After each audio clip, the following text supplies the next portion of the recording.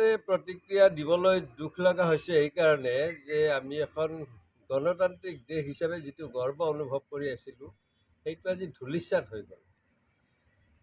56 ইঞ্চিৰ নেতাৰ দ্বাৰা শাসিত 140 কোটি জনসংখ্যাৰ দেশখনত মাত্ৰ 545গৰাকী সাংসদৰ যিগৰাকী আটাইতকৈ বেছি ভোটৰ ব্যৱধানত জিকিছিল তেওঁকে আজি ৰাজপথত গুৰুলকৈ পিটিলে।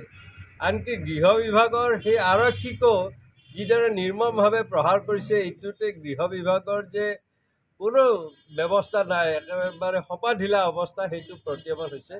আৰু সেই কথাটো দেখিয়ে মই কিছুদিন আগত ল'ৰা ৰজাৰ শাসন চলা বুলি অসমত যি কৈছিলোঁ সেইটো আজি প্ৰমাণিত হ'ল।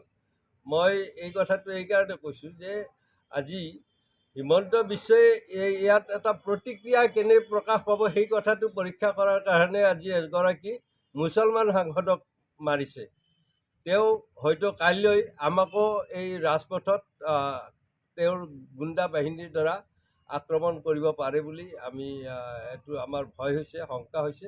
আৰু গণতান্ত্ৰিক দেশ এখনত এগৰাকী সাংসদক ৰাজপথত আৰক্ষীৰ বেষ্টনীত এনেদৰে যদি প্ৰহাৰ হয় তেনেহ'লে আমাৰ দৰে নিৰীহ জনসাধাৰণৰ কি অৱস্থা হ'ব, এই কথাটো আজি সকলো ৰাইজে চিন্তা কৰিব লগা হ'ল। দুটা আঁচনি দিলে বুলি কোনোবাই লোভত কোনোবা অত্যাচাৰী শাসকৰ বিৰুদ্ধে মাত নামাতিব, এইটো দেশৰ কাৰণে অতি ভয়ংকৰ কথা।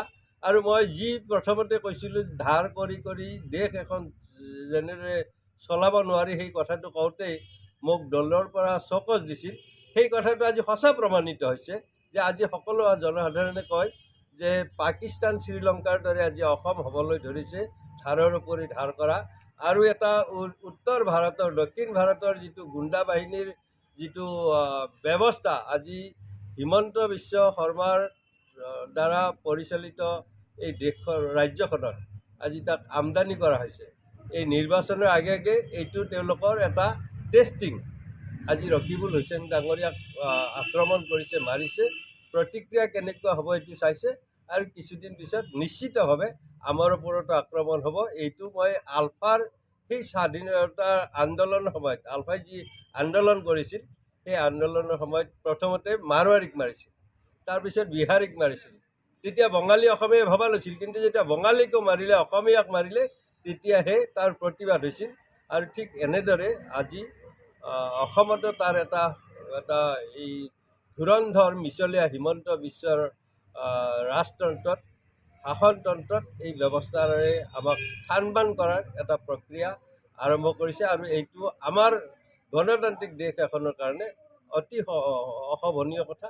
আৰু গৃহ বিভাগ অকল অসমতেই নহয়, কেন্দ্ৰীয় গৃহ বিভাগো সম্পূৰ্ণভাৱে ব্যৰ্থ হোৱা বুলি ক'ব পাৰোঁ। আৰক্ষীৰ ভূমিকাৰ ওপৰত কি হ'ব? এতিয়ালৈ কোনো দুৰ্বৃত্ত এইটোতো ৰাইজে চাব, কাৰণ পোচাকধাৰী আৰক্ষীক মাৰিছে, এইটো এতিয়া সেইটো আমাৰহে চোৱাৰ বিষয় এতিয়া যে আৰক্ষীয়ে কি কৰিব। এই ডাঙৰ ডাঙৰ বিয়াগম নেতাবোৰে এতিয়া কি কৰিব? তেওঁলোকৰ যেতিয়া গণবেশধাৰী আৰক্ষীক প্ৰহাৰ কৰাটো এটা বিভাগটোৰ ওপৰত কৰা আক্ৰমণ। গতিকে এই বিভাগৰ ওপৰত কৰা আক্ৰমণকাৰীসকলক দিন দুপৰত মাৰিছে, আমি দেখিছোঁ ভিডিঅ', আপোনালোকৰ দ্বাৰা এইটো সুন্দৰভাৱে প্ৰচাৰিত হৈছে। গতিকে এটা সাধাৰণ যদি আজি বিজেপিৰ কোনোবা এগৰাকী ব্যক্তিৰ ওপৰত এই অত্যাচাৰ হ'ল হয়, এনেদৰে মাৰধৰ হ'লহেঁতেন, তেনেহ'লে তেওঁলোকে ভিডিঅ' ফুটেজ চাই ইতিমধ্যেই বহুত মানুহক এৰেষ্ট কৰিলেহেঁতেন, কিন্তু তাৰ কোনোতো আমি উমঘাম দেখা নাই। গতিকে এইটো আজি সঁচাকৈয়ে অতি দুখ লগা কথা হৈছে। আৰু এইটো এটা আৰম্ভণি। এই নিৰ্বাচনৰ আগত তেওঁলোকে এই এটা ধামাকা উলিয়াই আগৰ ইছ্যুবিলাক তল পেলাব চাইছে। আৰু এই যি এডভান্টেজ অসম এতিয়া যি পাতিছে, এইটো 2018 2-3 ফেব্ৰুৱাৰীত বন্ধ হৈছিল।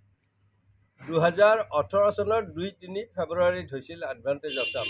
তাৰ পৰা আজি প্ৰায় 7 বছৰ বিৰতিৰ মূৰত এতিয়া পাতিছে এইকাৰণে যে এই হিমন্ত বিশ্ব শৰ্মাৰ পত্নী বা তেওঁৰ শাসনকালত যেনেদৰে কৰোণাৰে সম্পত্তি চপাইছে বা মাটি বাৰী কিনি ইণ্ডাষ্ট্ৰী বহাব খুজিছে, এই এডভান্টেজ অসমৰ জৰিয়তে তেওঁৰ সেই সম্পত্তি, তেওঁৰ এই ইণ্ডাষ্ট্ৰীবিলাকক প্ৰতিষ্ঠা কৰাৰ এটা সুযোগ লোৱাৰ কাৰণে এই এডভান্টেজ অসম পাতিছে। অসমক উন্নয়নৰ কাৰণে এই এডভান্টেজত তেওঁ পতা নাই। যিকোনো খবৰৰ বাবে যোগাযোগ কৰক 7099017330 লগতে 7099017110 নম্বৰত।